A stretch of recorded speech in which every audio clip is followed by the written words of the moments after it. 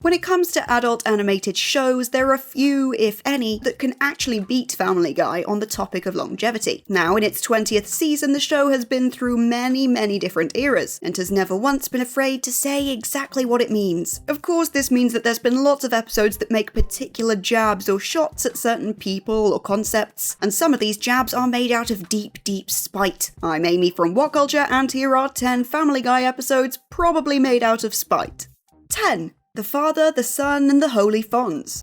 There are countless times that Family Guy has taken its shots at organised religion, with Jesus Christ even becoming a semi-recurring character on the show. There is one episode, however, that stands out as feeling like a real slap in the face to the very idea of religion. Though he was raised Catholic, Seth MacFarlane is now a proud atheist, and he would have a lot to relate to with Peter Griffin in this episode. Francis, Peter's father, was a devout Catholic and hated anybody that disagreed with him. He wanted Stewie baptised and wouldn't even let the Protestant Lois sit at the same dinner table with him. It wasn't until Lois told Peter that he was now a grown man and could choose whatever religion he wanted that he realised he didn't have to follow in his father's faith. In real life, this is where Seth MacFarlane renounced religion altogether, but obviously in the show that's not enough, so Peter decided to set up the first United Church of the Fawns. The point of this episode came from Brian, in that really this was no different to any other organised religion. He made the point that it was still based around the exploitation of ignorance and gathering around to tell tales and sing songs, and that's all it is. Unsurprising they got a lot of religious pushback on this one, but you take the risks. 9. Foxy Lady.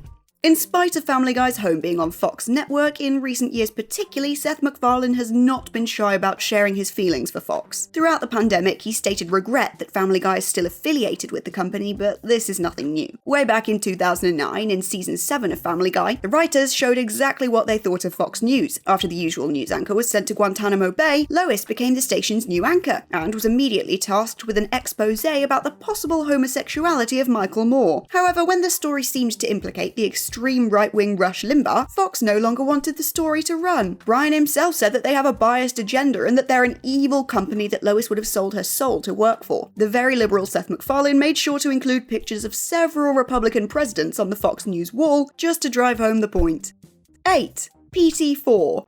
Political figures are never safe from the trademark satire of Seth MacFarlane and Family Guy. It all came from Peter and the guys watching a Russian bootleg copy of Rocky IV and seeing Drago beat the titular character. This led to Peter challenging Vladimir Putin to a fight, and after a brief spell as friends, Peter realised just how evil, controlling, and dangerous the Russian leader was. In Family Guy, this came in the form of suspending Tom Brady, but the message of someone having to stand up to Putin to survive was clear. The two settled their differences in a boxing ring, which ultimately ended in a dance. However, at the end of the episode, a voiceover from Peter referenced Alexei Navalny, and after talking all night, Vlad poisoned Peter with radioactive tea, who then lost half of his body weight, all of his hair, and grew lesions that would never heal. This entire episode seemed to be produced just to make the point that this man was the president of the United States' best friend, obviously at the time Trump was in power, and to encourage people to think about just how insane that is.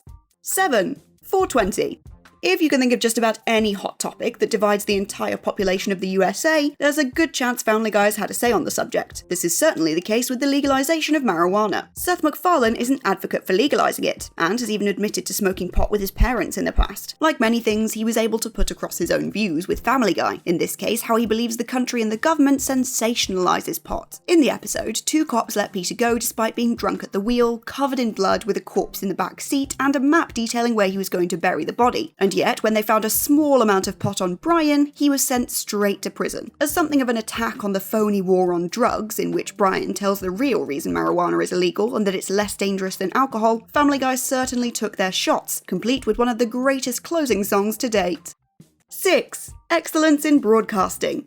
Essentially, people know Seth MacFarlane as a liberal who's against everything that the Republican Party stands for, so when he chose to have prominent Republican Rush Limbaugh feature on the show in season 9, people were a little bit surprised. Limbaugh voiced his own character despite being opposed to MacFarlane in just about every political aspect. This did, however, give the writers and MacFarlane in particular the platform to call out everything the Republicans stand for. The episode called the party out on a laundry list of issues, from being racist to their unwavering stance on abortions, oil money, the death death penalty, executing children, never giving women credit for anything, helping rich white guys whenever they need a tax break, and an infant George W. Bush. Family Guy used this opportunity to completely slaughter them. Arguably the best part for MacFarlane was that he got to call Rush Limbaugh a stupid right-wing dick, and a boneheaded fascist corporate shilling blowhard. All of this was in Brian's voice, of course, but that is also just Seth's normal speaking voice, and it's likely that there was very little acting needed there. 5. Jesus, Mary and Joseph. As said previously, Seth MacFarlane isn't exactly one for religion. Not only has there previously been an episode of Family Guy that called out Christianity, in this one the target became a little more specific. As Peter and the family sat down after decorating the Christmas tree, he began to tell them a story. It wasn't Star Wars this time, but the tale of Jesus, Mary and Joseph. The tone was set straight away as Peter describes it as an awe-inspiring tale that's cost millions and millions of lives. From here, the episode essentially cracked jokes at the expense of both the story and Christianity in general. It pointed out plot holes and made light of one of the most important aspects of the entire Bible. There have been plenty of Family Guy episodes that have been based around Christianity, such as Jesus pretending to be a virgin to get girls, but here the writers targeted one specific piece of the religion and totally tore it to shreds. 4. Cutaway Land. Family Guy weirdly is both one of the most popular animated shows of the 20th century, whilst at the same time being one of the most criticised. Among the many things that often grinds the gears of fans and non-fans of the show are the cutaways. Though quirky and endearing to begin with, many felt that the show began to rely too much on shock humour and silly cutaway gags and less on actual writing. Enter Cutaway Land, an episode that may well have just been created to piss people off. Never ever scared of offending its audiences, Family Guy looked these critics in the face and gave them an episode that was just one cutaway after another, as Peter and Lois travelled through the titular Cutaway Land in what ultimately became one giant cutaway. Just to add insult to injury, the episode even visited old cutaways, like the first ever cutaway that showed Hitler in the gym, and arguably the most well-known of them all, the AIDS song. You want less cutaways, they said? How about more than ever? 3. Emmy-winning episode. Family Guy's been nominated for 28 Emmys and has won a total of 8. However, there is clearly some animosity between the show's writers and the Emmys themselves. Several jokes have been made over the years, but the season 16 opener appeared to be a direct shot at the awards show. From the very start of the episode, Peter and Lois broke the fourth wall by claiming that the show always gets passed over at the Emmys, and that their crossover with The Simpsons did absolutely nothing for them. For this episode then, they would ditch the silly humour and go Emmy hunting, parodying the likes of Modern Family, The Big Bang Theory, Breaking Bad, Homeland, The Sopranos, Frasier, and more. Family Guy made it very clear that they believed there were certain shows and people that won the same awards year after year. Not that they're bitter about it or anything, they just chose to end the episode by saying that there's a conspiracy against them and they'll never win one. I'm refraining from comment at this time, you make your own conclusions. 2. PTV. It's not controversial to say that Family Guy is just completely synonymous with offensive jokes and shock humour. And if Seth MacFarlane and the writing room can make a joke that not only crosses the line but obliterates it, they'll make it. Naturally, this led to the show having a turbulent relationship with the FCC and the Parents Television Council. There have been numerous complaints around sexual content over the years, but way back in 2005, MacFarlane had his own jab back. PTV saw Peter set up his own TV station in the face of the FCC censoring everything from bikinis to Dick Van Dyke. This ultimately led to the censoring of Life itself, with no audible farts allowed, swearing bleeped over, and a complete ban on sex. This satire seemingly showed Family Guy's feelings towards the FCC and, in general, television censorship. They sensationalised an incident at the Emmys which they believed 20 billion people were offended by, with Brian making the eloquent point that there are things much worse for children than television. What wasn't so eloquent was having a whole song and dance routine set to a backdrop of the show's most sexual moments, but hey, Family Guy has never been one for subtlety. 1. Trump Guy.